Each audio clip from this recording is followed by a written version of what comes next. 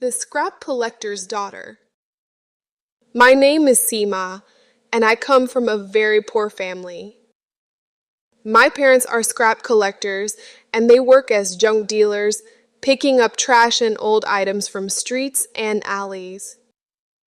In fact, my whole family, generation after generation, has worked as scrap collectors. This has been our life for many years. But I don't like this life at all. I hate going to dirty places, bending down to pick up plastic bottles, or collecting other people's trash. The smell, the dirt, everything about it feels terrible to me. I don't want to spend my life doing this, even if my family thinks it's normal. When I tell my mother that I don't want to do this work, she gets angry and says, "Seema, this is who we are. This is how we survive." Her words hurt me, but I stay quiet. I feel like I'm stuck in a life I don't want. One day, I met an old woman in the neighborhood. Everyone called her Amma. She had kind, wise eyes and always wore a simple sari. Her hair was gray and tied back in a neat braid. She seemed to notice my sadness, and one day she called me over and asked, "Child, why do you look so upset?" I don't know why, but I started telling her everything about my life, my family's work, and how I hate picking up trash. I told her I want something different, but I don't know how to change my life. Amma listened carefully, then said, "Seema, if you want a better life, you have to believe in yourself and learn new things." Her words gave me hope. She even started teaching me a little bit of reading and some English words. For the first time, I felt that maybe, just maybe, my life could be different. One evening, my mother told me something that filled me with fear. She said, "We have arranged your marriage to an older scrap collector. He's a good man, and he will take care of you." My heart sank. I didn't want to spend my life married to a man who also picked up trash. I wanted to escape this life, not stay trapped in it. I ran to Amma and told her everything, my voice shaking with fear. Amma listened and then said, "If you truly want a different life, I know a family in the city who needs a house cleaner. It will be hard work, but it's honest and you will be respected." Her words felt like the only hope I had. With Amma's help, I gathered the courage to leave my town and went to the city. I was nervous, but I kept hoping that my life could finally be different. When I arrived in the city, it felt like a whole new world. The buildings were so tall, the streets were full of people, and lights were shining everywhere. I had never seen anything like this before. I felt both nervous and excited about what was ahead. The family I worked for was kind, and they offered me a salary of 30,000 rupees a month. I could hardly believe it. This was more money than I had ever seen in my life. They gave me a nice room to stay in. They'd had a bed, a cupboard, and even a fan.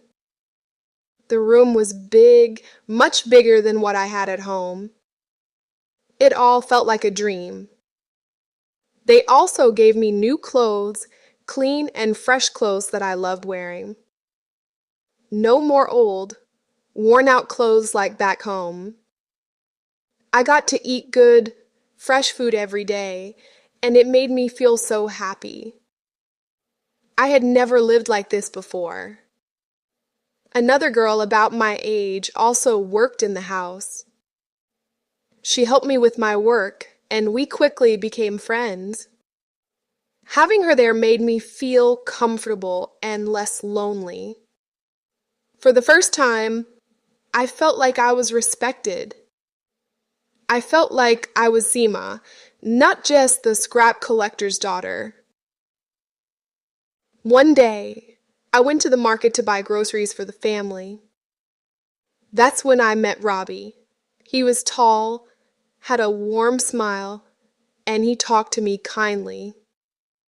No one had ever spoken to me like that before, and I felt a connection with him. Every time I went to the market, he would wait for me, and we would talk. Slowly, I began to care for him. He made me feel special and valued. I started to believe that maybe, just maybe, I could have a happy future with someone who saw me for who I really was and not for my past. But a few months later, everything fell apart.